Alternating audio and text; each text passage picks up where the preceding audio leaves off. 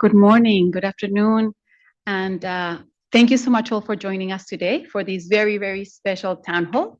I'm Ana Maria Correa. I work in MCV, and I'm thrilled to be your moderator again today. Today is a special one because this is your time to ask and also share what's in your mind with our new ED. So please, we have received a lot of questions that are going to come from different country offices and representation offices from around the world. So we will give you the floor. And for those of you here in the room, I'll open a space. And if you can come and ask your question, we'll give you the floor. So without further ado, Diane, the floor is yours.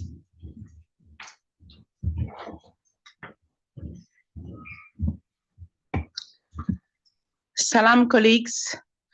For those who celebrate, happy Maulud. For the rest, good day, good evening, wherever you are. The purpose of this town hall, time flies very quickly. I am already a week in the function. I still have no contract. I don't know if anything will change, but I am a week into the function. I need to prepare I've met with the DSG, meeting to prepare with the SG for my very first tete-a-tete with him. So I said, this is an internal thing. That's why I asked Andrew to be with me and all the staff in New York. Historically, we haven't seen that very much so. To have an internal staff growing all the way to this level, I don't know many of them. If you know, please let me know so I can go and ask advice. But at least I know you. We are together. I have 20 years in UNFPA, and this is the time I'm consulting around the world, and I have not consulted the EC members yet. I said, let's start with you, wherever you sit. This is the time to build our vision together. We just have had an incredible SP approved, thanks to all of you. We are in the middle of the BMR. You're getting the update from the EDM, Andrew. And we have a new fourth outcome. So there's so many things going on. So I want to listen. We have received some of the questions. Today is not to answer to the questions, to make sure that we can listen, we can hear you wherever you sit. This is our organization in the middle of the UN 80. We are going to celebrate 8 years of the UN. Since the creation of UNFPA, where is the direction of travel? Where do we want to go? How do you see it from your standpoint? I'm going to stop there because this is your time to reflect. All senior management present in New York are in the room. New York staff is here in the room, wherever you are. And thank you for allowing me to see some of the teams on the screen. This makes my days really to see you. Thank you. So over to you. Thank you so much, Diane. So we're going to shift gears and we're going to give the floor to the colleagues in the Comoros country office. So colleagues, off to you. Thank you very much. Do you hear us very well? Okay. Okay. Thank you. Félicitations à notre directrice exécutive, Jenny Keita. Just to say that our representative, Josiane, is need to go to the Ministry of Health and Finance, so she's not with us. But we are together. The first question for Comoros, given your strong commitment to advancing the seed agenda in the Indian Ocean, as the first native French-speaking ED, what innovative strategies do you envision to empower women in our island communities and ensure their voice lead in tackling climate change and overcoming language barriers? This is our first question. The second reflection is how the ED envision UNFPA balancing its leadership role in sexual and reproductive health and rights with the broader UN reform we know, particularly in small offices like Comoros, where we must deliver with very limited human and financial resources. Thank you very much. Over to you. Thank you. Thank you so much for those thoughtful questions. We're going to go now to Cameroon. Cameroon, the floor is yours. Thank you very much. My name is Justin Kofi Kokoch. We thought that today was a day of celebration. So a round of applause for our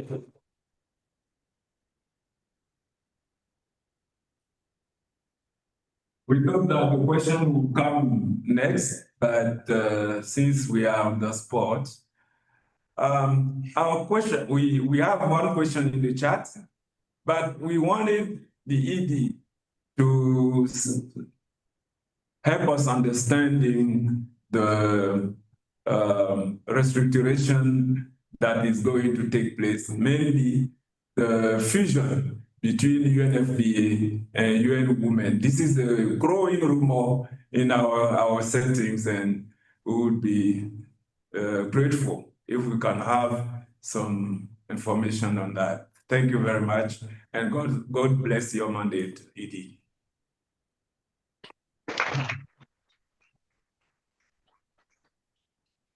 We are now going to go and give the floor to Zimbabwe. Zimbabwe?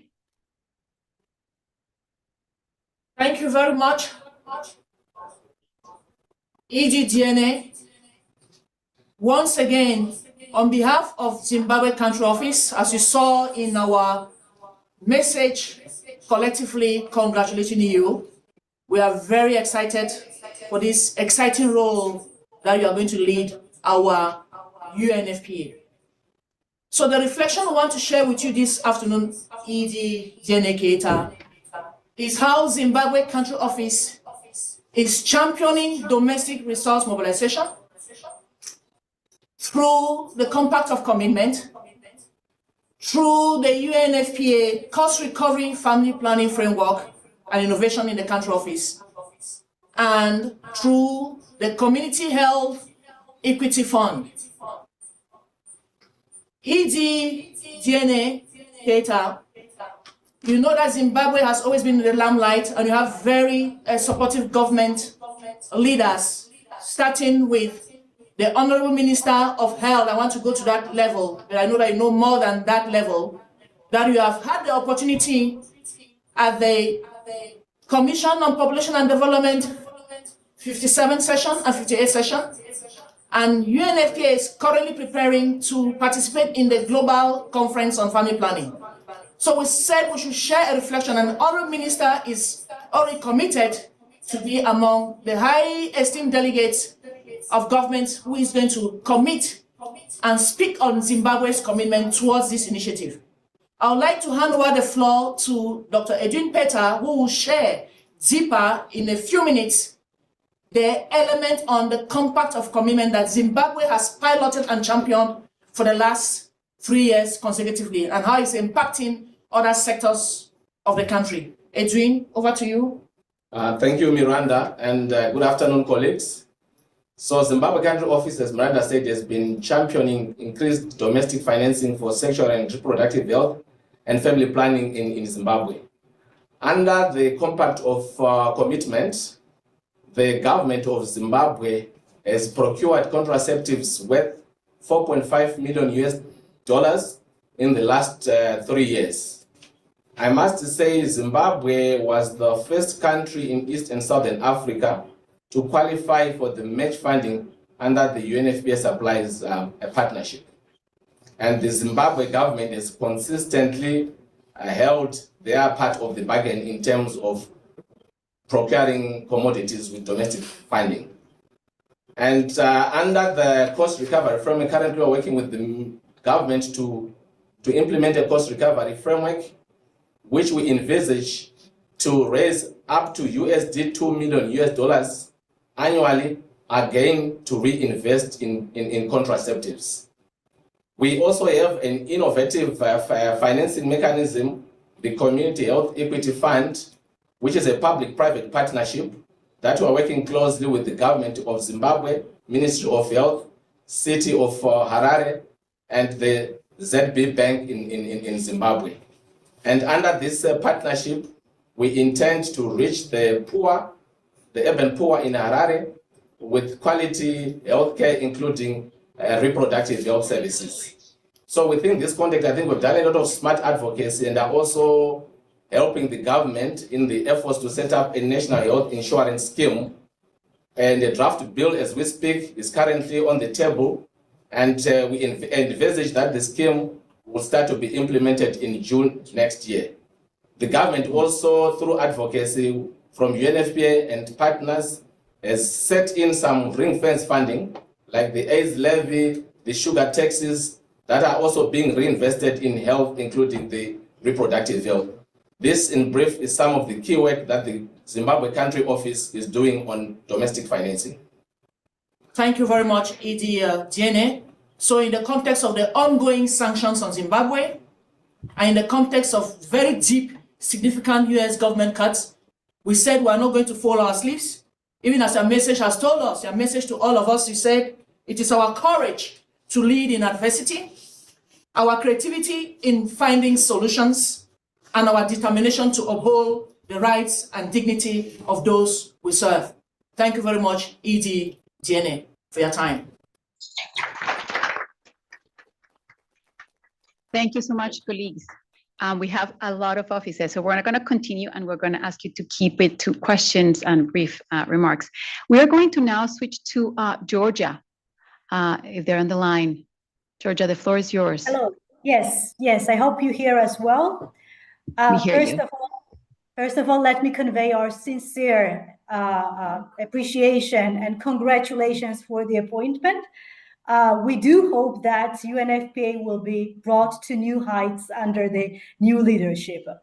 From Georgia, basically the question that we want to ask is, how do you see under your leadership the role of the UNFPA, considering the changing environment that we are facing globally and regionally, basically everywhere? And what would be some changes or priorities you would set for the organization to thrive in this situation and to shine basically among all the UN agencies? Thank you and congratulations once again for the appointment.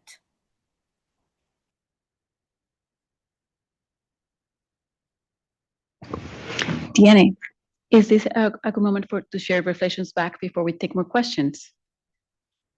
Yeah. Thank you.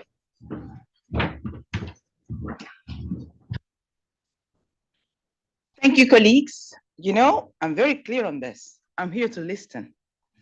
But just few points to go. The language barrier, it's important, but we know that the working language for our organization is English. That's whatever we do, that will remain. But we'll do our utmost so that at the field office level, at every level, that we communicate more with you in different languages. We owe it to you so that to ease your responding back to us. But for anything corporate, it will come back in English again. And please bear with us and yourself as well. Make sure that your new generation in your office all have that minimum of English. It's so important. I started in DRC. We learn English up to the drivers. Please do that as well everywhere. But I promise to improve my Spanish, my French if I need it, and my English definitely as well. SRHR will remain. It's at the heart of the ICPG, no doubt with that. What we need to do is to make sure that those countries signing for the Geneva Consensus or other, we take them back on board. How do we do that? SRHR is the key word. We're going to do exactly what we're supposed to do, the way we do it, how we convince our country. I count on you on the ground to tell us. That's why I was in a listening mode, how we can make things differently so that government, member state can follow us. Understanding the UN80, it's a lot of work from all of us. So that's why, again, from your standpoint, where you sit, what should we learn from you? And reps, I love you very much. but it's not your time. It's your time of your team. Because you'll have your rep part to discuss. So make sure that your team, those who don't speak, your drivers, your IT people can come up to you and tell how they see UNFPA from their standpoint, please. That's what I need at this level. And how do we envisage UNFPA? Very simple. This is a team. I said continuity is important. Accountability will be even more important. I was late in this meeting because of what is happening currently in Yemen for our staff, etc. So we'll continue to work. We will change, not changing for the sake of changing, because we need to adapt to the current circumstances. And my strategy, I stand on the shoulder of giants. Natalia was an incredible giant. Babatunde was, Toraya was, and I could go on and on and on. And we'll make a difference to be even more bigger than them, to honor them. I will stop there for time being. Thank you.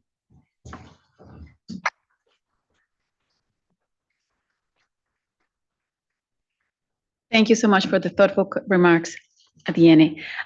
We're going to now ask if there's colleagues in this room who would like to ask a question. Right now, if you want to come, we can give you up the microphone and you can let me know. Otherwise, we're going to move on again to Namibia. So Namibia country office, the floor is yours.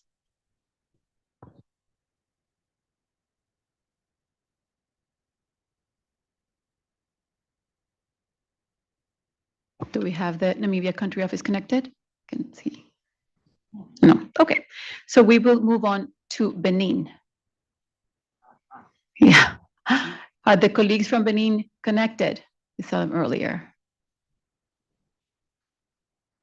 Nope. Okay. In the meantime, if they're having connection issues, we are going to read some of the questions and comments received via the Voices form. And so for those colleagues that are connected online, we will continue to hear from you. So please submit any comments, questions, suggestions that you have for our new executive director via the Voices form. We are listening. So one of the questions that we received from Kenya is, what do you hope to do differently during your tenure? And then we received a couple of questions from Esaro and from Eritrea. I'm going to read them. I would deeply appreciate your insights on how UNFPA should strategically reposition itself in Africa, given the evolving global landscape on human rights, geopolitics, and financing.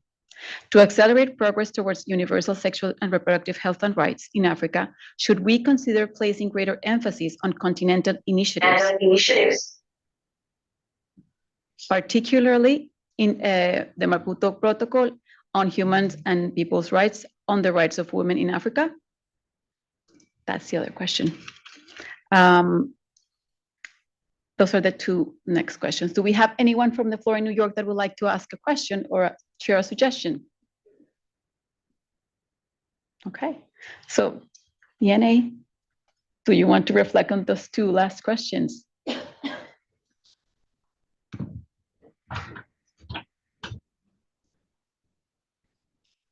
Colleagues, you're asking questions. I wanted to listen to what you want differently. That's what is most important. UNFPA does not speak. We used to be so correctly polite and everything. What I want is what you have in your guts. I'm very serious. I'm not here. If you ask me a question, then we will give you something that will be excellent. Rest assured, we are a great team. But really, we need to see your point of view. Asking me the Maputo Protocol, there are so many Maputo protocols. What I need in your context, how do you implement that Agenda 2030 that our UN Secretary General, sealed with the African Union with the Agenda 2063? How do you implement that from Kenya? How do you implement that from Benin? How do you implement that from Burundi or from those countries who have signed the Geneva Consent? That's what I need. I'm very serious here. Because if you tell us we can adapt the DER team, all of us, we can adapt our strategy to make sure that we respond to the need of the member state on the ground. There was a question about, I think that was Zimbabwe, on conferences. I beg of you, when you have delegation coming to any given conference, whatever it is, social summit coming, family planning is coming, make sure that your delegation are prepared to speak up. If you even don't know, ask the Vanessa team here, ask the program team in Nairobi to help you, prepare them for the right communication. It's so critical for us. We can only help member states if they speak up. We can only help the member state if we speak up. Our donors are fantastic. They are speaking up all the time. That's why for this SP, I was so proud of all those countries from all regions, and that was fantastic. Please continue that. And I'm not here to answer today. I'm here today to listen to your questions. Because the time of the vision, we are preparing it. I'm prepared, you know what my vision is. But because I'm an internal person, because I started very young in this organization, I give you the opportunity to tell us what, from your standpoint, you would see UNFPA moving forward. I beg of you, I thank you. And if you don't have time today, that's fine. That's fine. Please come back on writing to your best partner in town. It might be Esteban, it might be Maria Rosa or Klaus or Jan, whoever is your buddy in New York or in Nairobi, whether it is Danielle or Will, please reach out and tell us what you want and what you don't want to see, or what would be your dream. No post cutting would be my dream. But I can dream whatever I want, but reality will kick off. You see what I mean? Please tell us that. We need it now. Don't miss this opportunity. Go back, but I didn't want to go to the swearing in this function without having the opportunity to have you online. Okay? And I'm very grateful to all of you, wherever you sit, because this is our organization. This is the United Nations Population Fund. We have the ICPD program of action to implement, and at the heart of it is the SRHR agenda, is the right and choices agenda. And every country, wherever you are, there is no other agenda. But how we implement locally, you need to tell us how, so that we can do it the right way. Thank you. Thank you so much, Diene. We actually have a few colleagues online that want to come in. So we have the Benin country office connected. Benin, the floor is yours. Sure. Thank you very much. Well, we really want to join the whole organization to really congratulate PD, Keita. We are very thrilled because she was here decades ago, or more than a decade ago. So we are very happy to really see that she's taking the leadership that she has demonstrated here in Benin, taking it to the higher level. I'll give the floor to my colleague, but before that, I just want to say a few words. My question, which is not really more a question, because you are taking it, is respect, consideration for each staff is very important, the importance of each member of the personnel. And you have always demonstrated that listening to each member of the personnel, be it driver, rep, or whoever, is very important to get really the organization work.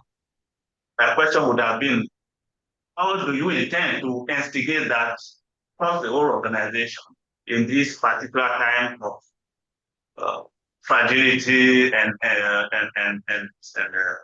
stress? So how do you intend? I think you have responded already, because you say you are here to listen to each of us and have some solutions. So again, congratulations. I'll give the floor to my colleague, otherwise one of the youngest in the office. Your Excellency, ED, congratulations again.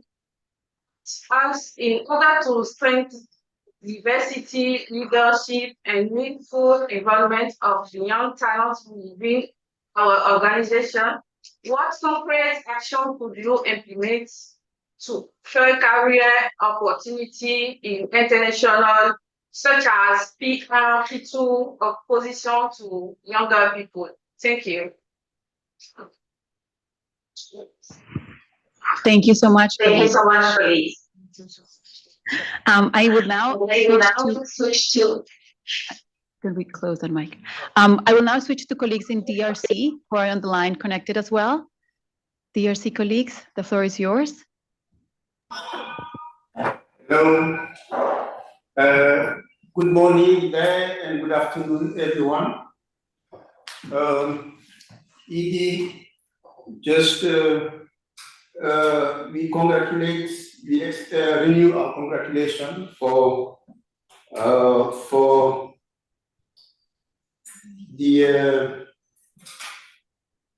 your nomination at the position of executive director. So I'm here with all the colleagues of the Kinshasa office, and there are others also in Goma. And this is the DRC, we all know, with the dire humanitarian situation we are living, particularly in the eastern part of the country. But we hear you talking about the UN-80, and I think UN-80 in this difficult time of scarcity of resources, I think the reflection we are having here, we used to have in anticipation, is to focus to make sure that the country, the leadership in the country come on board, which means that the focus on domestic resource mobilization. Because, and you mentioned it, I heard the Agenda 2030. We can hear also ICPD, because ICPD, of course, inspired all those agendas. So we think these are the country's agenda. So they should endorse that ownership, and that the work, I think, if you were doing that before, I think that's, according to the reflection we are having, is where we have to put more, to triple, I can say, our efforts, so that the countries come on board and make those things possible in terms of domestic financing. So, but in doing so, the critical point also is because it's a tripartite partnership. So it will be good, be it through multilateral or bilateral, or even through any institution as we are having here, because I think you all know the last case we are having here in DRC. For the first time in DRC, the very first time, we have those, I think it's a bit more than 12 million US dollars from the government as part of what we call FONAREV, reparation of the population victim of violence and other crimes. So this is a good thing, because that's where development should be. And I think, I don't know exactly what will come in September in the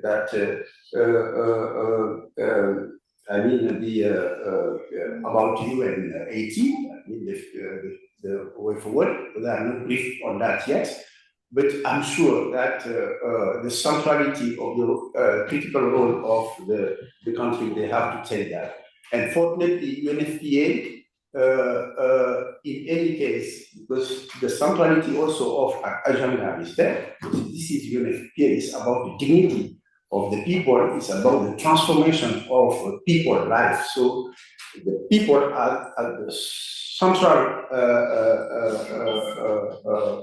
level of the issues we are tackling in the country. And I think this has to be more and more addressed in the future, in the coming future. So I think that the reflection I have, question I don't have, those questions. I don't know if colleagues, one or other have a question. These are discussions we are having here in the country office level. Over to you. Thank you so much. In the interest of time, we will now go and read some of the other questions we have received online from around the world. So the first one that I have here is from Eastern and Southern Africa. I would deeply appreciate your insights on how UNFPA should strategically reposition itself in Africa, given the evolving landscape and human rights geopolitics. Oh, sorry, I just read that one. I'm very sorry. Haiti. How could UNFPA continue to timely deliver quality services to save lives in hardship and insecure environment in a different way as a real humanitarian UN agency? Then we also have a suggestion from Hussein in South Sudan. As the UN80 reform agenda advances, UNFPA has an opportunity to reinforce that SRHR, gender equality, and youth empowerment are not peripheral, but central to peace, resilience, and sustainable development. To stay ahead of shifting UN priorities, I recommend positioning UNFPA mandate within the humanitarian development peace nexus, linking our work directly to stability, recovery, and inclusive governance. This requires clear alignment with collective outcomes, and UNCTs, HTTs at CO level can have stronger partnerships with governments and regional blocs, such as the G77 and proactive advocacy that demonstrates how SRHR underpins the very back to basics, focus on peace and security. By doing so, UNFPA will protect its relevance and expand its influence in this evolving landscape. Thank you so much. Yeah. And we have one more from Lao PDR. Congratulations, DNA Keita, our new ED. We congratulate the entire team on the endorsement of the new SP, particularly the inclusion of the fourth outcome focusing on democratic resilience and transition, data and foresight. This marks the beginning of an exciting new journey for us. To effectively pursue this new outcome, I believe we should develop a robust resource mobilization strategy and forge innovative partnerships and alliance building. Our goal should be to position UNFPA as a thought leader and a partner of choice in this crucial area. Could you please share any existing thoughts or plan regarding this with the staff? And I think with these, given that we have only a few more minutes left, Deanne, would you like to close? Thank you so much.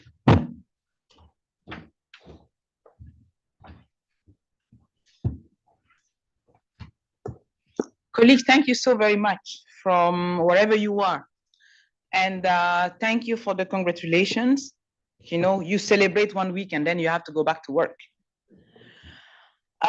Thank you for your different points. I think that's an excellent session for me, because in the room, I saw so many people nodding for this, nodding for that, because we all have our job cut for us here in New York, and you have yours. Resource mobilization is important. And we're going to have an incredible aggressive campaign for that. But for us to do that, we need as well aggressive domestic resource mobilization. It goes hand in hand. The core contribution that was sent kindly by previous ED with Klaus' help, we are going to reinforce that. People need to take more out of their pocket in the vein of the Compromiso of Sevilla. I think that's very important. The seeds are important. Whether they are in Africa, in Latin America, or in Asia, they're extremely important.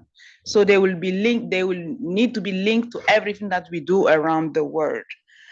The comments from South Sudan for Lao are very, very important. I think all the comments have been noted in that respect. UN80 is right there. We are 80-year-old, okay? What does it mean for UNFPA from your standpoint? That's all of you, please send that here. Whether it is to Sam Kisi, to Ashby, or your best buddy, I said, whatever it is, your boss directly. But I want from all your office a note on how you see that from your standpoint, where you sit. We have so many offices we can do good if we know how you take it. We may not go fully your way, but our SP is approved and we need to make it happen. I would like to take this opportunity to really, really thank all of you for the incredible job you are doing. I've heard respect and consideration for staff. That's why I joined UNFPA on the very first time. because I think this is the organization that's really respectful to each other. I heard about diversity. Again, if there is a diverse organization, I'm here. You cannot have more diverse than that at this level today. You know, you talk about innovation. We are innovating, we are doing the best, and I think let's continue on to do that to prove to our donors that we can innovate and we can mobilize in other places. But I really want to emphasize, how do we take the ASP out in the ground? How do we make it relevant to all key partners that we need to know? What are the language you're using on the ground? How we can help you here to make sure that we remain focused on what matter most. The women, the girl, the adolescent, boy and girls, and the people after all. Those 8.x billion of people, it's ours to manage. So UNAT, here come UNFPA, be ready. Thank you so very much. Thank you. Merci beaucoup, merci a tous. Muchísimas gracias y hasta pronto. Adiós. Merci.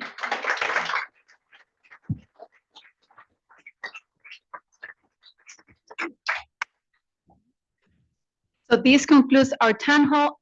Again, colleagues, for those that have suggestions and remarks, keep them coming, use the form, and as our executive director mentioned, use your bodies as well. We're listening. Unique opportunity. Thank you, everybody.